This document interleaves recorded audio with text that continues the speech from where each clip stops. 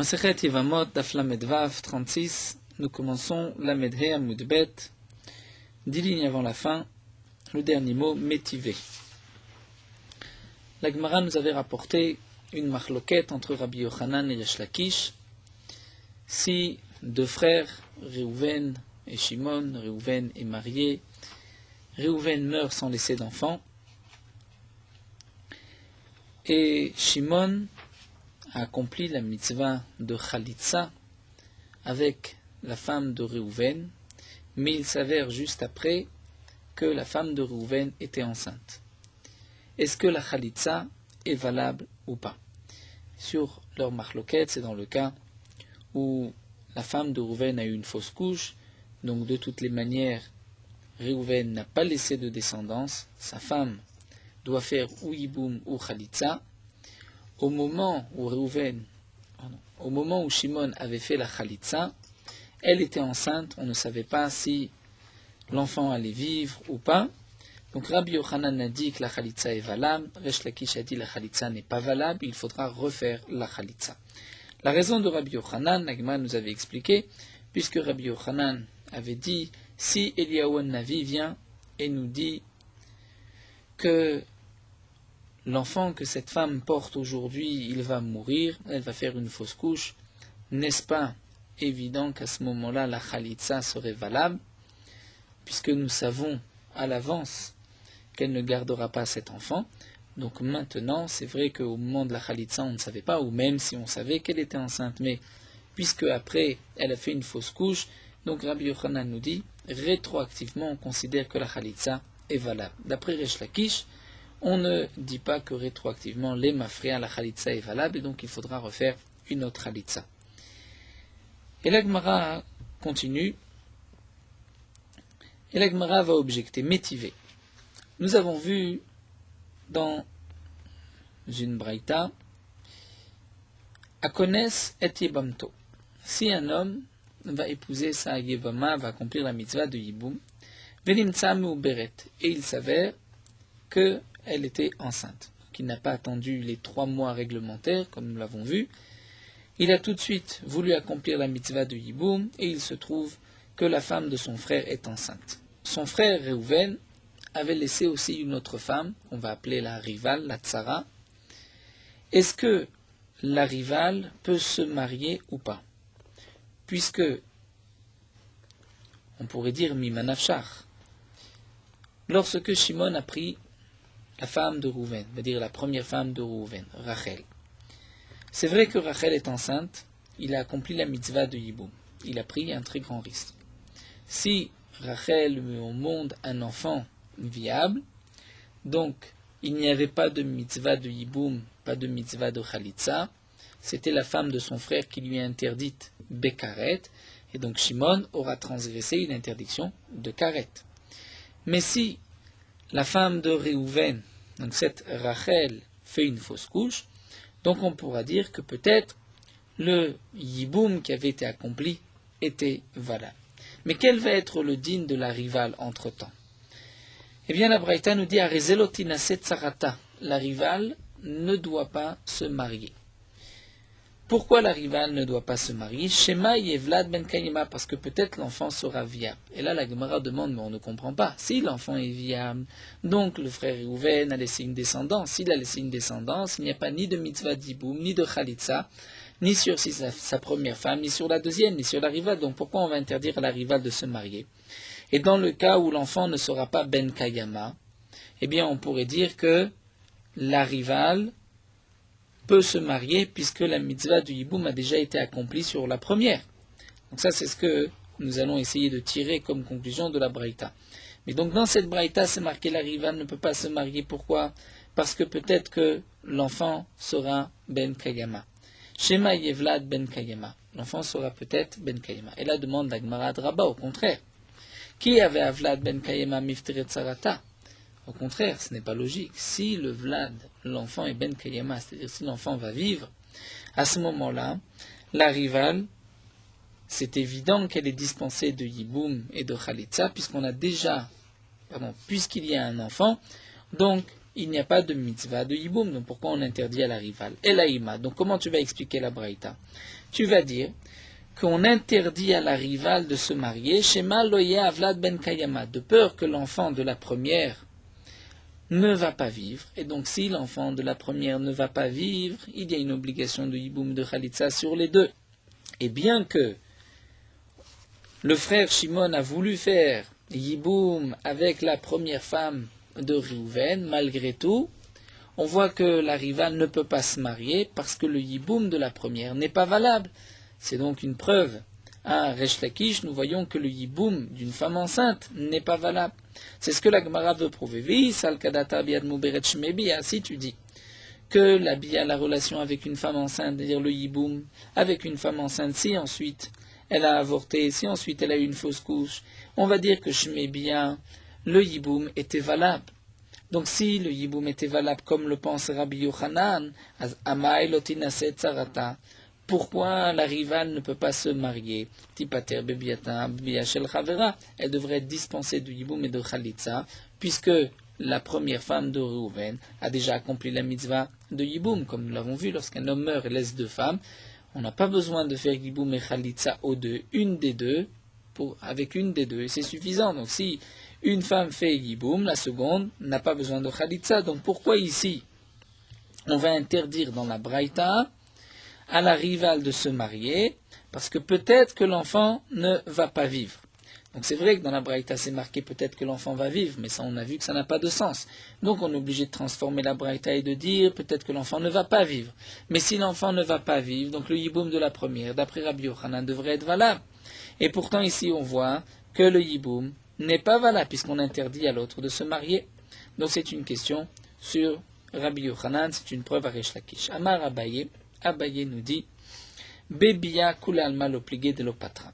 Eh bien Abaye revient sur cette marloquette de Rabbi Yochanan et Resh Lakish et nous dit qu'en vérité toute la marloquette entre Rabbi Yochanan et Resh Lakish c'est seulement sur la khalitsa d'une femme enceinte. Mais le yiboum d'une femme enceinte d'après tout le monde, l'opatra ça ne dispense pas la seconde, ça ne dispense pas même la première du yiboum, et si elle est enceinte et qu'ensuite elle fait une fausse couche, il faudra refaire le yiboum. Ça, tout le monde est d'accord, pense Abaye. Qui pliguait toute la marloquette, c'est Bechalitza. Si la Khalitza était faite sur une femme enceinte, est-ce que la Khalitza est valable ou pas si ensuite cette femme fait une fausse couche? Rabbi Yochanan sava Khalitzat muberet shme Khalitza. Rabbi Yochanan pense que oui, la Khalitza est valable, mais que bien muberet, ça c'est vrai que l'oshme bien n'est pas une bien, il n'a pas accompli la mitzvah du yiboum. Resh Lakish ça va, biat muberet l'oshme bien, et Khalitzat muberet l'oshme Khalitza. Resh Lakish pense que dans les deux cas, aussi bien la bien que la Khalitza n'est pas considérée comme valable. Donc, d'après Abaye, on répond, c'est que cette braïta, il s'agit de yiboum. Et donc, c'est vrai que Shimon a accompli la mitzvah de yiboum avec une des deux femmes de Réhouven, celle qui était enceinte.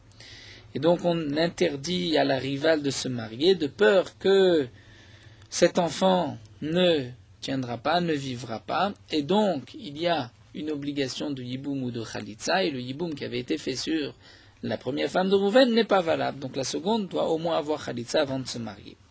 Seulement, Amarle Rava n'est pas d'accord. Rava dit c'est impossible de dissocier la khalitza et la bia et de dire que d'après Rabbi Yochanan, la khalitza d'une femme enceinte est valable, mais la bia d'une femme enceinte n'est pas valable. Manafshach.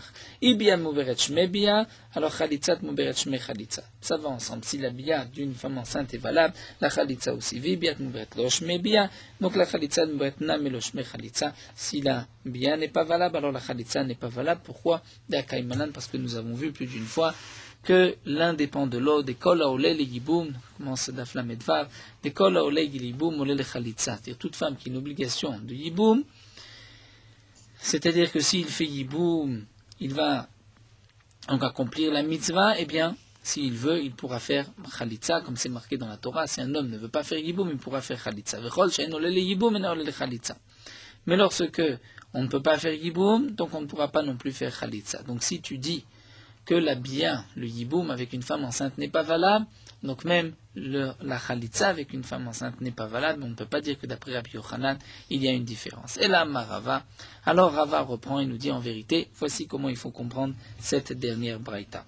Donc nous avons vu dans la braïta que si quelqu'un va épouser sa yébama et qu'elle est enceinte, il veut accomplir la mitzvah du hiboum, elle est enceinte, donc la rivale ne pourra pas se marier, de peur que il y a Shema Yavlad Ben Kama ou Shema Loïye. Donc là, Rava reprend. Et la Marava Rikama, voici ce que la Braïta vous le dira. Connaisse et Bamto.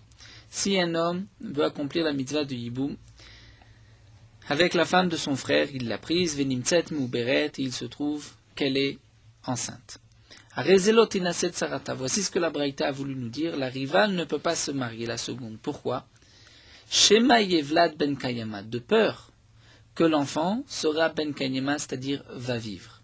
Donc on s'était posé la question, mais si l'enfant va vivre, donc il n'y a pas d'obligation de yiboum. S'il n'y a pas d'obligation de yiboum, pourquoi on ne permet pas à la rivale de se marier?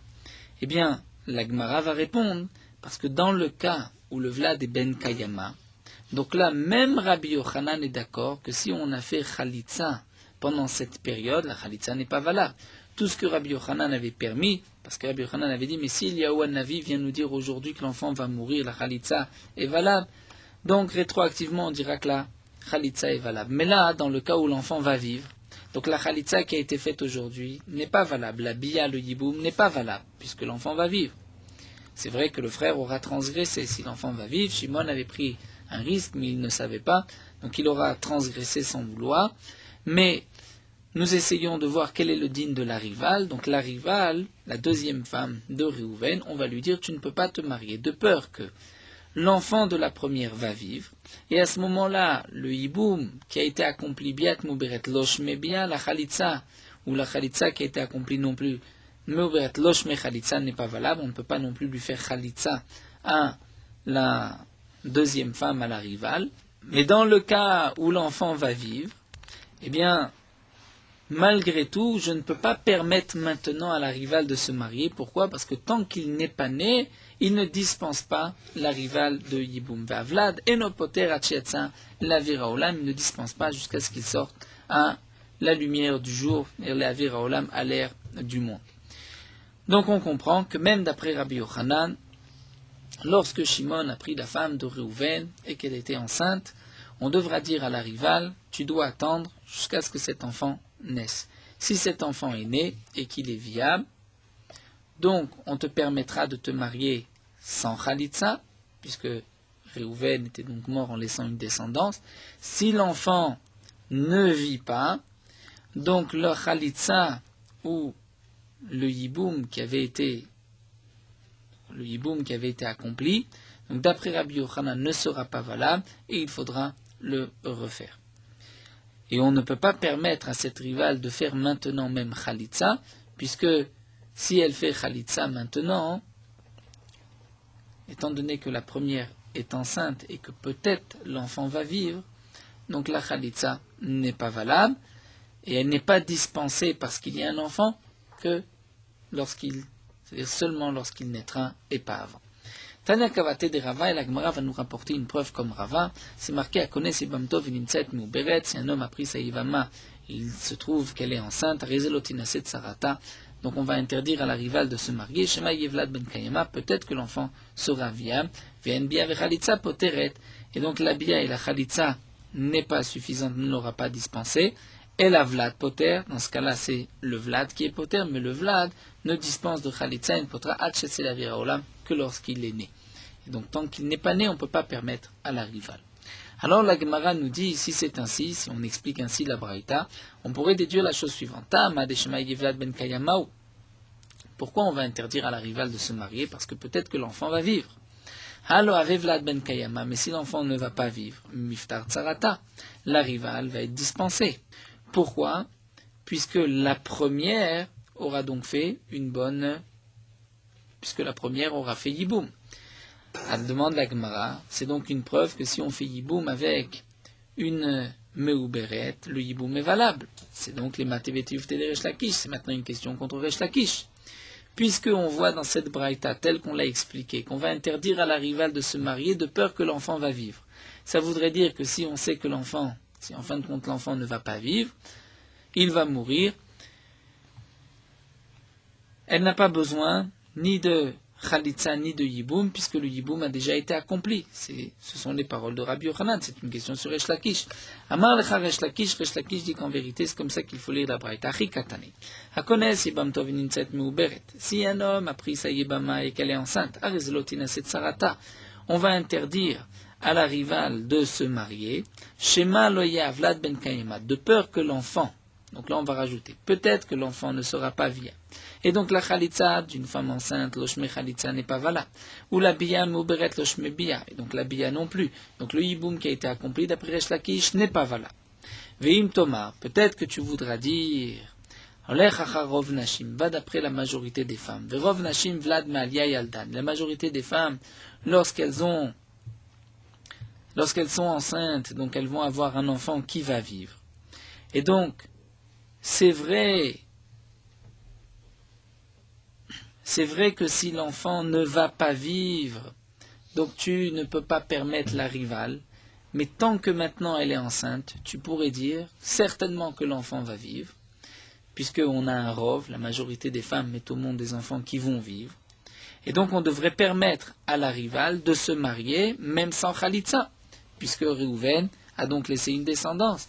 Eh bien là vient répondre la Braïta, Vlad en poter achelsa la viraolam. Le Vlad, l'enfant, ne dispense du yiboum qu'une fois qu'il est né. Donc tant qu'il n'est pas né, on ne peut pas permettre à la rivale de se marier sans khalitza. Amar Abelazar nous dit, Efshar ita le'ad Resh Lakish v'ot anab matnitin. Abelazar s'étonne et se pose la question, est-ce possible que cet enseignement de Resh Lakish est vrai, existe, et qu'il n'y ait pas d'allusion, que ce ne soit pas marqué dans une Mishnah, Nafak dak ve'ashkar. Il a cherché, et il a trouvé une Mishnah, Ditnan. C'est marqué le din suivant. Aïcha shalar ba'ala ve'tsarata lemdinatayam. Une Mishnah que Bezrat Hashem nous verrons à la fin de la Masechet. Une femme dont son mari et sa rivale, c'est-à-dire son mari était marié à deux femmes. Le mari est parti avec la rivale, lemdinatayam, en outre-mer. Ensuite, Ubaova Amroula, on est venu dire à cette femme, Met Baaler, ton mari est mort. Et cette femme-là n'avait pas eu d'enfant. Donc elle ne sait pas. Est-ce que son mari est mort sans laisser d'enfant, ou est-ce que son mari a eu un enfant?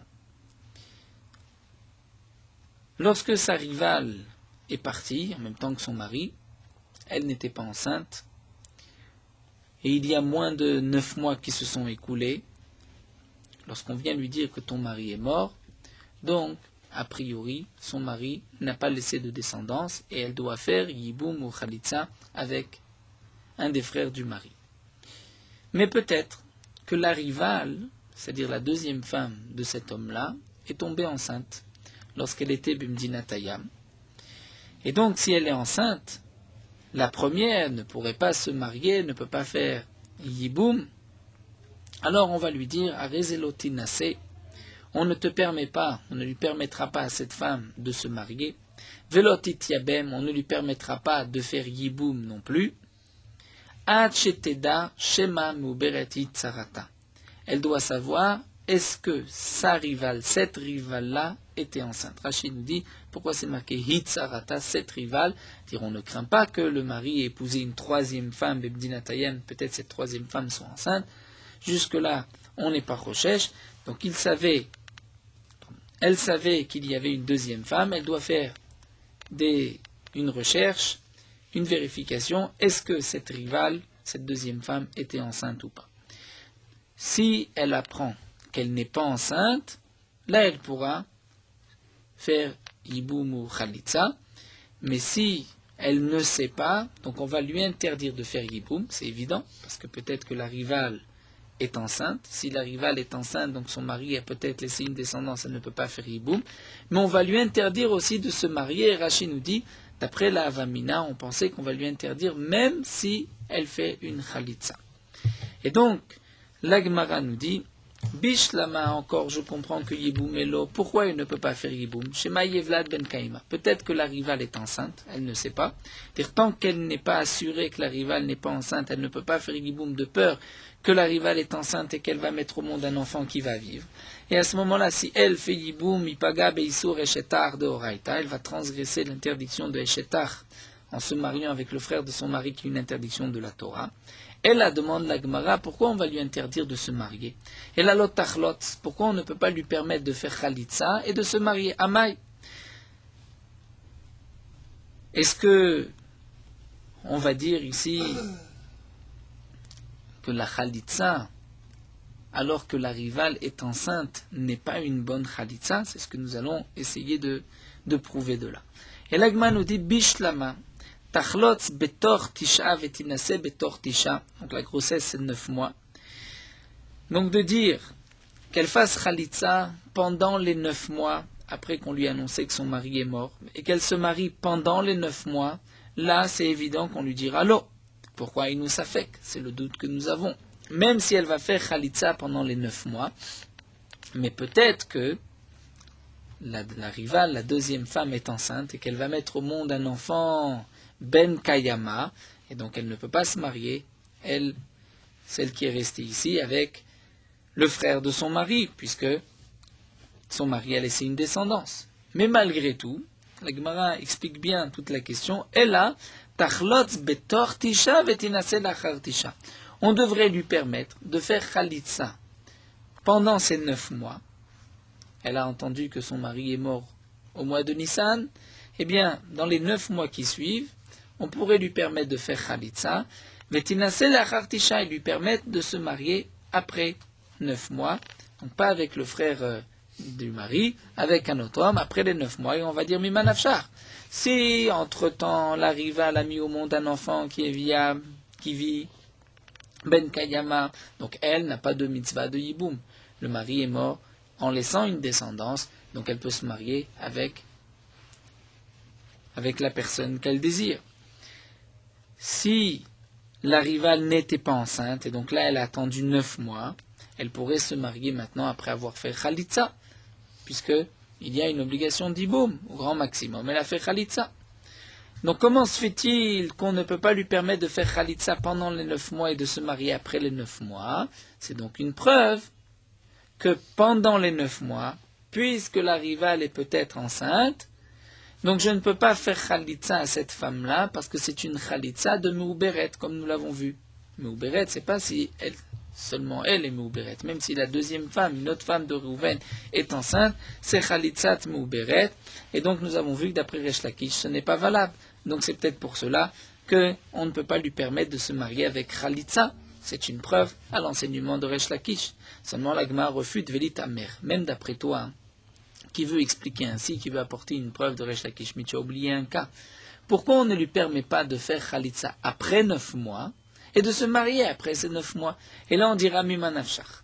Si la rivale a mis au monde un enfant qui est ben kayama, qui vit, donc elle n'a pas besoin de chalitza, elle peut se marier avec qui elle veut. Et même dans le cas où elle n'était pas, même dans le cas où elle était enceinte pendant les 9 mois, eh bien on attendra après les 9 mois. Et si elle n'était pas enceinte, eh bien on fera la chalitza après les 9 mois, et elle pourra se marier après les 9 mois. Donc si on fait la chalitza après les 9 mois, elle se marie après les 9 mois, on a évité tout problème. Donc tu n'as pas de preuve, puisque même d'après Resh Lakish, tu vas avoir une question. Pourquoi tu ne peux pas lui permettre de se marier, de faire une chalitza après les 9 mois?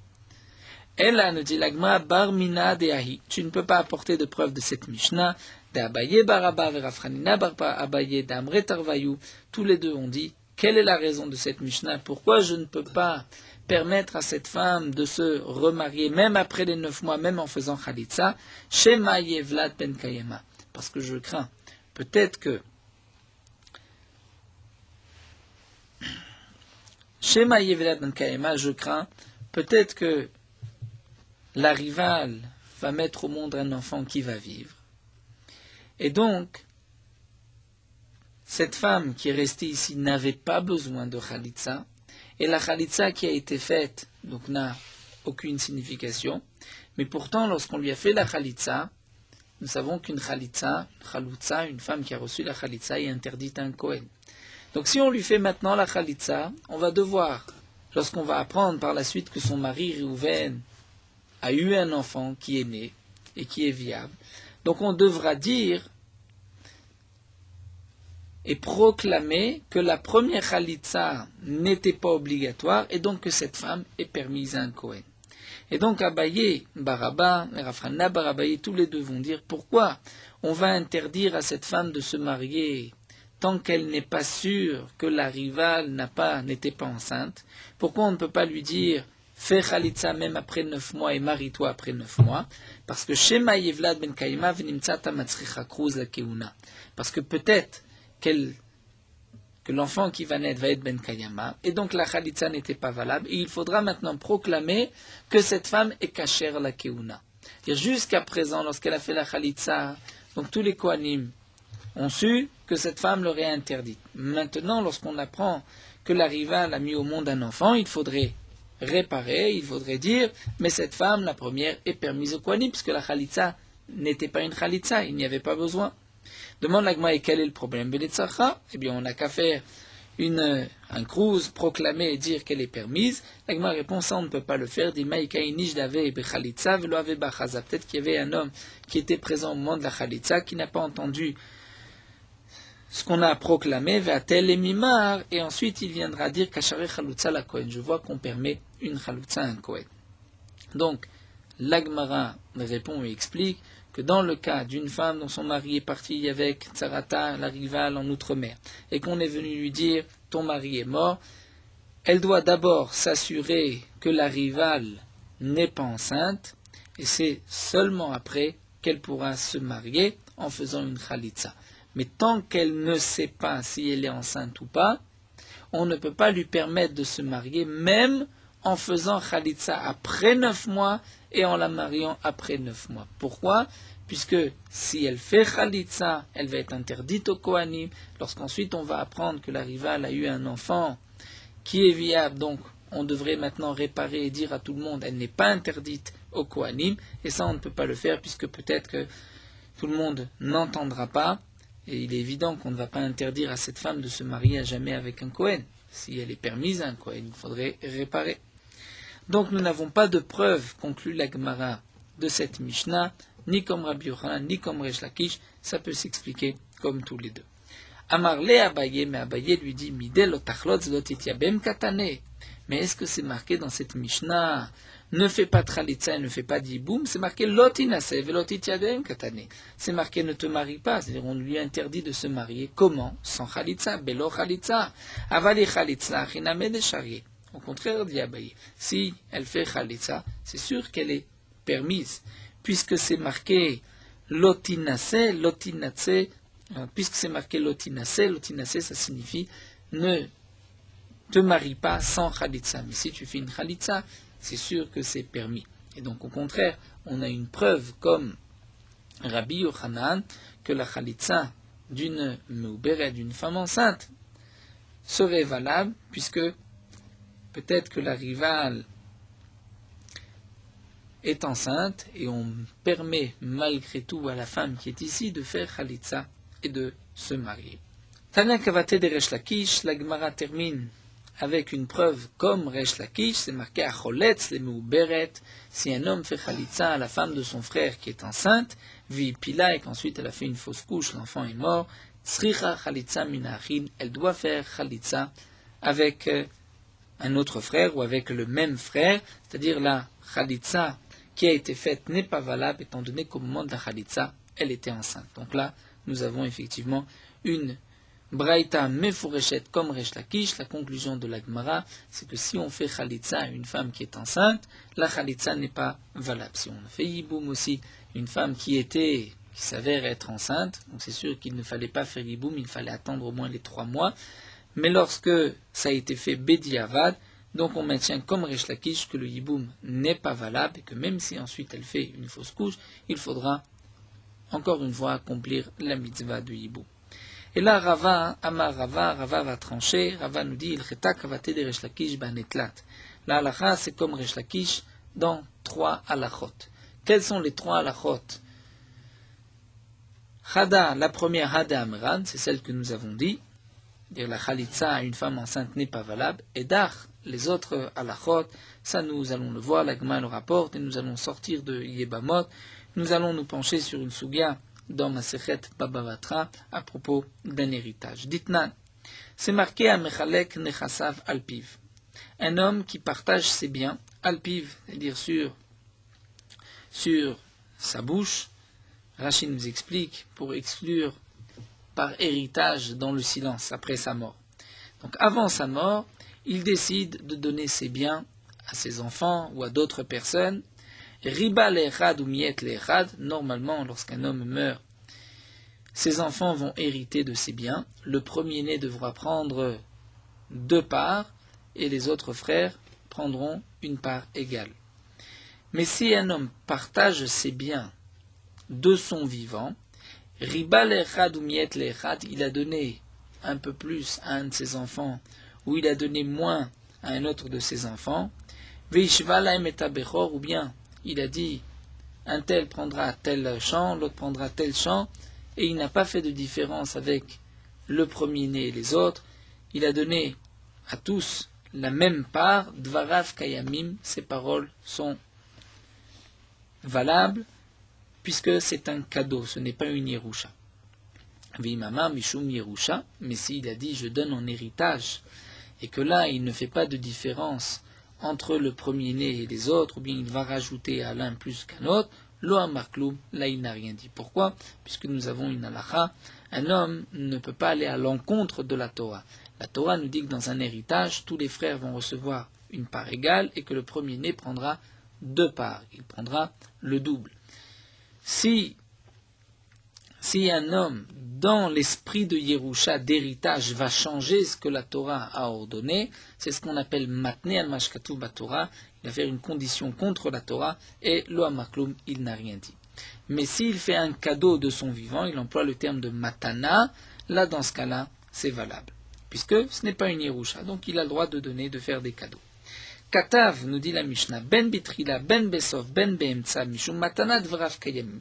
S'il a dit aussi bien au début, ou à la fin, ou au milieu, il a employé le terme de matana, de cadeau, dvarav kayamim, c'est valable. C'est-à-dire, comme nous dit Rashi, s'il a dit qu'on donne tel champ à un tel et qu'il en hérite, puisqu'il a employé le terme aussi de matana, c'est valable. Mais il a dit le contraire. Qu'un tel hérite de ce champ et qu'il le reçoive en cadeau, c'est aussi valable puisqu'il a mentionné le terme de matana, de cadeau. Il a dit qu'un tel hérite de ce champ, qu'il le prenne en cadeau et qu'il en hérite, puisqu'il a dit au milieu le mot matana, c'est valable même si ça va à l'encontre des règles de l'héritage. Et la Gemara continue, Vamar Resh Lakish a dit, et c'est cette halakha qu'on veut rapporter, on veut dire que la halakha est comme Resh Lakish a dit, Leolam lo kana, ad shiomar pluni ou pluni, yeshu sade pluni ou pluni, chenatatim laem bematana veirashum. Rashi nous explique que Resh Lakish n'est pas en machloket sur la Mishnah, mais sur un diouk de la Mishnah, puisque Rashi nous rapporte que lorsque Ravin est venu, il a dit que lorsqu'un homme dit qu'un tel hérite de ce champ, c'est-à-dire il va donner à 2 personnes, à un il va dire qu'un tel hérite de ce champ, et à l'autre qu'on donne ce champ à un tel. C'est-à-dire qu'on donne le champ qui est à droite, il va dire que Réhouven hérite du champ qui est à droite, et qu'on donne le champ qui est à gauche à Shimon. Donc il a fait, on va dire, un cadeau à 2 personnes. À un, il a employé le terme de Yerusha, d'héritage, et à l'autre, il a employé le terme de Matana. Matana, on peut le faire du vivant, même si ce n'est pas un héritier. Mais Yerusha, si ce n'est pas un héritier, là, Yerusha n'est pas valable. Eh bien, Rabbi Yochanan nous dit que, étant donné que dans la même phrase, il a employé le terme de Matana, même si c'est à 2 personnes, de la même manière que le second va acquérir le bien, même le premier, même s'il a employé le terme de Yerusha, eh bien le premier va aussi l'acquérir, puisque c'était, on va dire, dans la même phrase. Mais Resh Lakish n'est pas d'accord. Resh Lakish dit, celui à qui il a dit qu'il hérite de ce bien ne pourra pas hériter, si ce n'est pas un héritier, ça va à l'encontre de la Torah.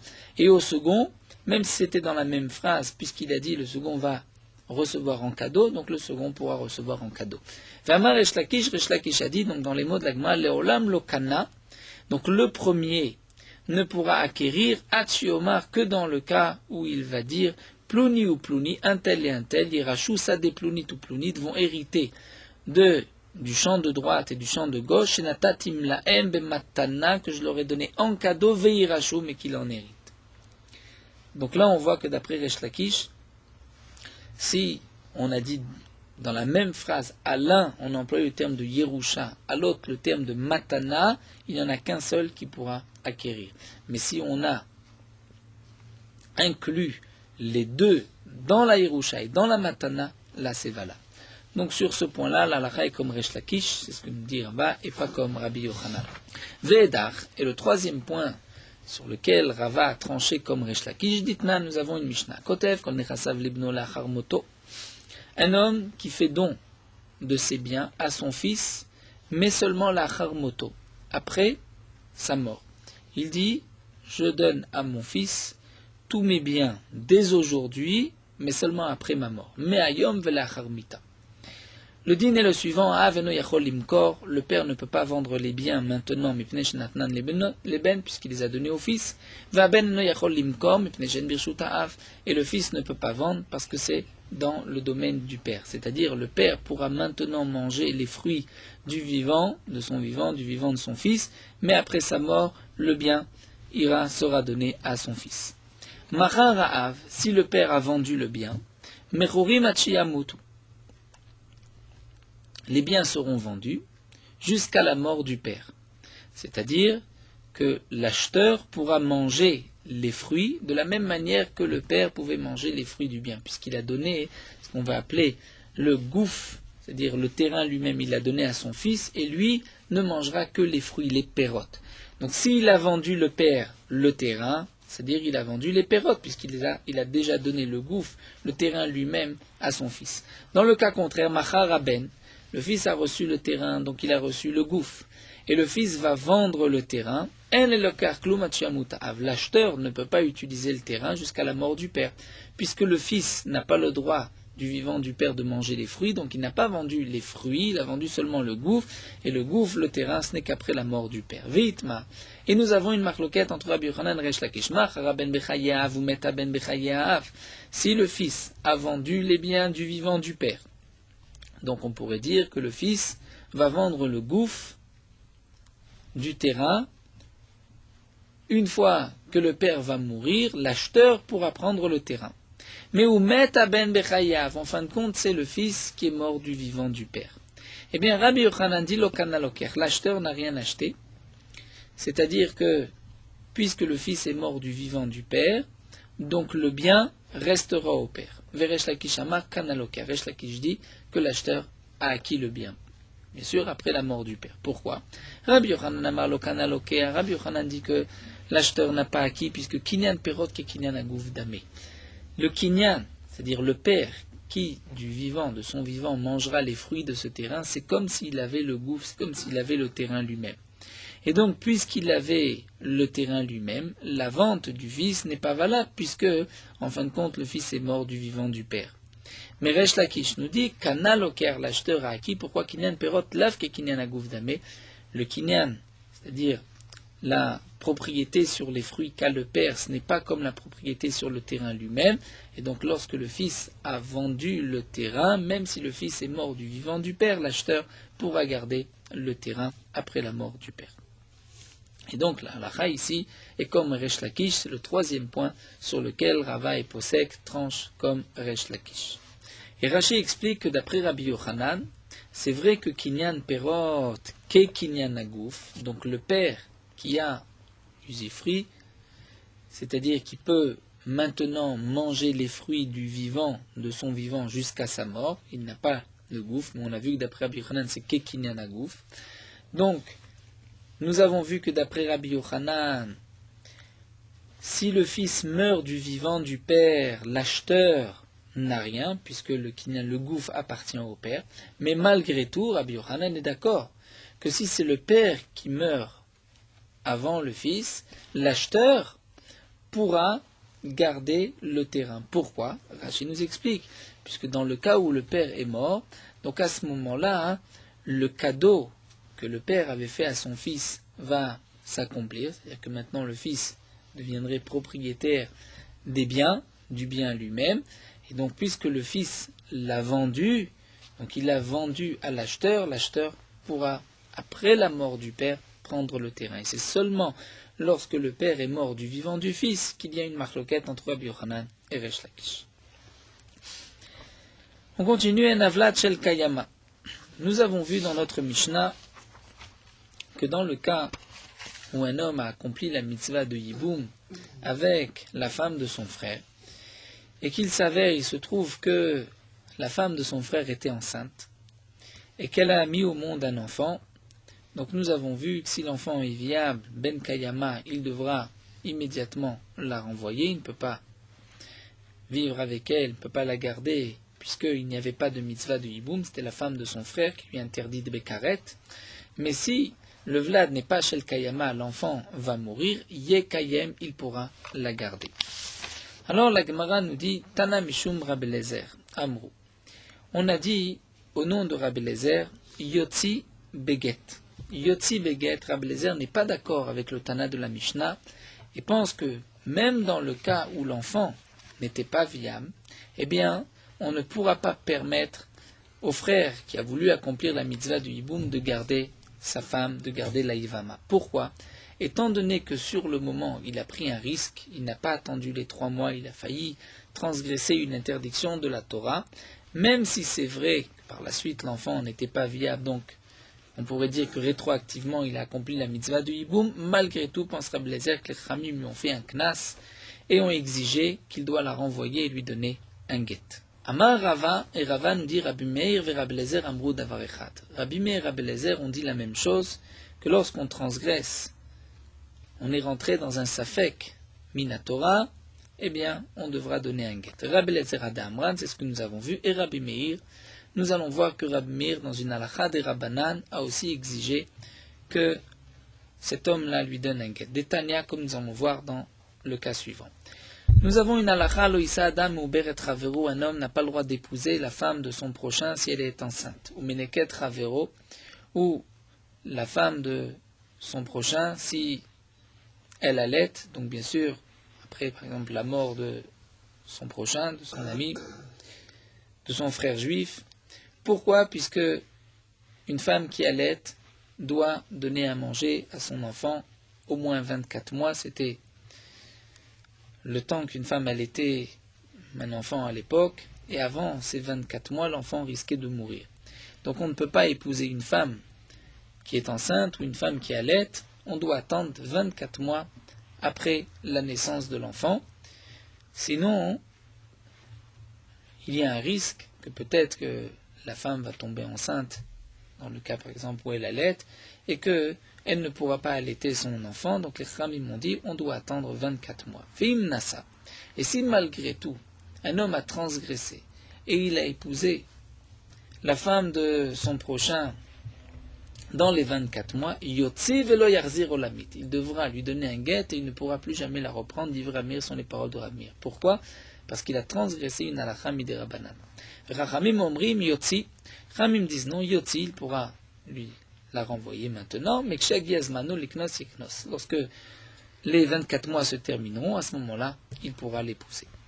Donc, Rava nous dit que Rabbi Meir et Rabbi Eliezer ont dit la même chose, puisqu'on voit ici que d'après Rabbi Meir, on fait aussi un knas et on oblige cet homme qui a transgressé la halakha des Rabbanan à renvoyer, à divorcer sa femme. Amarle Abaye, Abaye dit à Rava Mimai. Quelle est la preuve que Rabbi Meir et Rabbi Eliezer ont dit la même chose? Dilma Loï, peut-être qu'on peut faire une différence. Comment se fait-il que dans la Mishnah, Rabbi Eliezer et Cholek, Rabbi Eliezer pense qu'il doit lui donner un guet? C'est parce que dans la Mishnah, on parle d'une interdiction minatora. Il a failli transgresser une interdiction de karet, prendre la femme de son frère. Si l'enfant était viable, il aurait transgressé. Donc là, Rabbi Eliezer a fait un knas, une amende. Avalatam, mais là-bas dans le cas de Rabbi Meir des Rabbanan, puisque ce n'est qu'une interdiction d'ordre rabbinique, peut-être que Rabbi Eliezer lui pensera que Rabbanan Svirale. Donc ce n'est pas sûr que Rabbi Eliezer pense comme Rabbi Meir. Iname, ou bien le contraire. Peut-être que Rabbi Meir qui a dit que dans le cas des 24 mois, il devra divorcer sa femme parce que comme c'est une halakha des Rabbanan et qu'on risque de la négliger, donc les Chachamim, Asur Chizuk d'Ivrem, ont voulu renforcer leurs paroles plus encore que Michel Torah, plus encore qu'une halakha minatora. Ils ont dit, s'il s'est marié, il ne pourra plus jamais la reprendre, il doit la divorcer. Avalacha, mais ici dans notre cas Midoraita, dans le cas de la Mishnah, peut-être que Rabbi Meir ne sera pas d'accord avec Rabbi Eliezer. Il pensera que puisque le din de Rabbi Eliezer c'est une halakha qui est Midoraita, Mifresh par Shemine, au contraire les gens vont faire attention. Et si une personne n'a pas fait attention, on ne va pas lui faire de knas. Donc Abaye va contredire Rava, il nous dit que ce n'est pas si évident, peut-être que Rabbi Meir et Rabbi Eliezer ne sont pas du même avis, peut-être que Rabbi Meir est mahmir dans une halakha des Rabbanan, ou peut-être qu'au contraire Rabbi Eliezer, lui, dans une halakha des Rabbanan serait mekel, serait plus indulgent. Et nous terminons avec ce din-là, Rava, Rava nous dit, v'lidivrei chachamim, ce que nous avons vu dans la Braïta, que les chachamim nous disent yotzi, yotzi, il doit la renvoyer, c'est yotzi beget.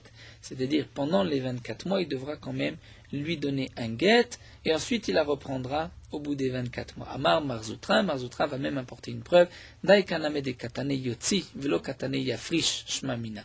Comme c'est marqué, il devra yotzi la sortir. Yotzi, c'est-à-dire avec un get, ce n'est pas marqué yafrish, c'est-à-dire il doit se séparer d'elle pendant 24 mois et ensuite l'épouser, puisque c'est marqué yotzi, donc ça veut dire avec un get.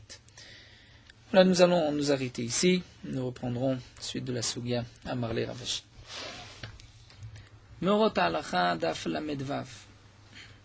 La Torah nous enseigne Vasulaem tzitzit al kanfe bigdehem. Vous mettrez des tzitzit sur les coins de vos habits. Que signifie un habit? Quels sont les habits que la Torah ici nous ordonne de mettre des tzitzit s'il y a 4 coins? C'est une marloquette dans la Gemara. Est-ce que c'est seulement des habits de laine ou de lin? Mais les autres habits, comme un habit en coton ou en soie, il n'y a une obligation que midirabanan. Mais d'après d'autres, tous les habits ont une obligation minatora de mettre des tzitzit. L'halakha, c'est aussi une marloquette entre le Shulchan Aruch et le Rama. D'après le Shulchan Aruch, l'obligation de mettre des tzitzit minatora, c'est seulement sur un habit de lin ou de laine. Mais pour les autres sortes, comme de la soie ou du coton, il n'y a qu'une obligation midirabanan. Même d'après le Shulchan Aruch, il y a quand même une obligation midirabanan et on pourra faire la bracha, puisqu'une mitzvah midirabanan est aussi une mitzvah importante pour laquelle on peut faire une beracha. Seulement, il vaut mieux accomplir la mitzvah de tzitzit avec un habit où il y a une obligation minatora. Le Rama, par contre, est d'avis que tous les habits sont chayavim betzitzit, une obligation de tzitzit minatora. Le Mishnah Bura écrit, celui qui a la crainte du ciel doit être mahmir, comme le Mechaber, comme le Shulchan Aruch, et de mettre un habit en laine pour accomplir la mitzvah de tzitzit minatora d'après tout le monde. Il est bon de faire aussi bien le talit gadol que le talit katan en laine.